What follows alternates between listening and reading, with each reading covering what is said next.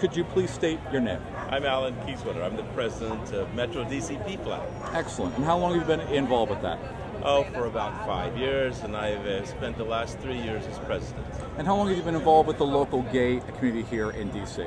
Well, actively, only probably 5-6 years, but we have a transgender son. And before that, Asa was a lesbian. So indirectly for, 20 years, I suppose, or something like that. Yeah. Please state your name. Louis Stewart. Patrick. Jim. I'm Liz White from On the Rebound Bulldog Rescue Foundation. Of what? Officer Vartian. Hi, I'm Carl Cipro. I'm Keith Hickson. Billy Leckert. Adrienne Douglas. My name is Benjamin de Guzman. My name is Vanessa Crow. My name is Jimmy Garza, Garza. Could you please tell me a little bit about the organization you're here with? I'm here with the DC Crystal Meth Working Group. It's a working group that was formed a couple years ago to kind of combat the crystal meth problem we have here in the city.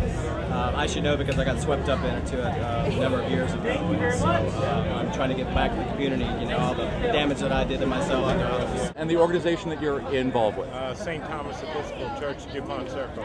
And what brings you here? We hope to have outreach to the gay community. We're a gay inclusive church, and we want to be down here with the gay people. What is your organization doing? We basically take dogs that no one else wants, get them healthy, teach them what they need to know, and then we rehome them in somewhere where they will thrive. I'm here with Metro Teen AIDS, and it's an amazing organization that does advocacy work in public and charter schools around DC. So basically there's this program for every 10th grader in a public or charter school is getting HIV/AIDS awareness education. It's really fantastic. Capital Country Dance Organization, Capital Country. And we dance our life away. We do country western, line dancing, couples dancing, team dancing. So come on down and have a great time. The newsletter editor for Lambda Sci-Fi DC area Galaxians. And can you tell me a little bit about your organization? It's a gay, lesbian, bisexual, transgender science fiction club. We've been going for about 17 years now. We're interested in fantasy, science fiction, horror, and related genres, with an emphasis on GLBT issues. The organization's been around for about 14 years now. Our founder is Kevin Platt. We do it to raise money for HIV/AIDS research, and we do donate that proceeds. And we have fun with it.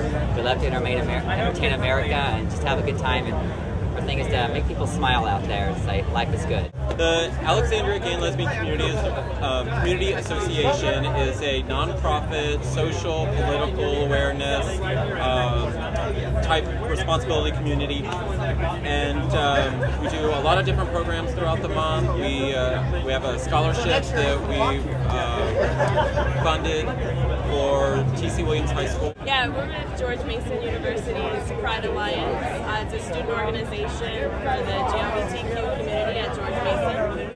So Asian Pacific Islander Queers United for Action is an organization here in DC.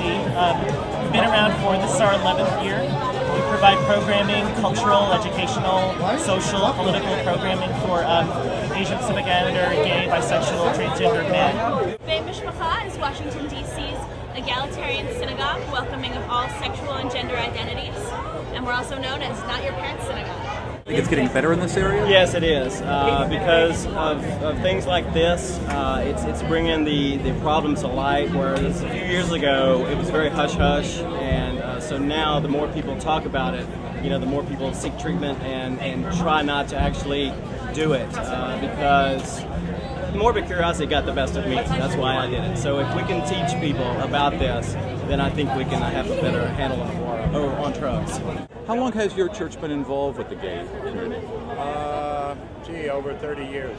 We had the first openly gay, gay partnership priest who started about 25 years ago, and we had the first openly ordained lesbian in a committed relationship, and then we currently have our new rector who's straight, but that's fine. Absolutely. Yeah. I actually have just started working with Metro Teen AIDS back in January. I work for actually HIV/AIDS project. We ship and buy drugs shipped globally, and one of our volunteer days was to go to Metro Teen AIDS and help them set up their new space. And I got there and met the people and said, this is fantastic, I want to be involved. So here I am. How long have you been involved with the local community? 6 years. And what have you seen change over those 6 years? Well, we have lots of new young gay men, male and women members. So it's really exciting. I think yesterday's gay parade, the gay pride parade, was just phenomenal because people were happy.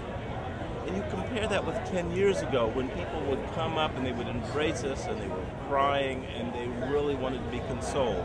Now we're celebrating, and I think that's the major difference. Actually, what happened? Let's see, we've seen the gay community grow and have a lot more acceptance, and so there's fewer and fewer members who are just doing gay-centric activities, which in some ways is unfortunate, in some ways fortunate, because gays and lesbians feel more comfortable going out into public and not necessarily needing a gay-only space. But we still enjoy the camaraderie of each other. Yeah, absolutely. We really encourage men dancing with men, women dancing with women, men and women dancing together is fine, you know. Three-way dancing, you know. Let's see what's changed over the time. Just more awareness of HIV organizations, donating and things like that. Over time, we've become more popular. We travel to Calgary, Canada. We travel all across the country, cruise lines. It's really exciting. We're very excited about it. Thank you. Think that that's a common trend, that there's a reason that gay people are drawn towards We're actually a ghetto within gays. We're a ghetto within fandom in general, and we're a ghetto within the gays. We like cross those genres, so nobody quite knows how to deal with us. But every time we sit at the table here, we've been doing this for like 17 years now, you see a couple walk up, and one of them goes, science fiction, and the other one goes, jeez. Where in DC there seems to be a little more acceptance, in Virginia it seems a little bit more difficult. What have you seen change in, like, to say, the last 5 years?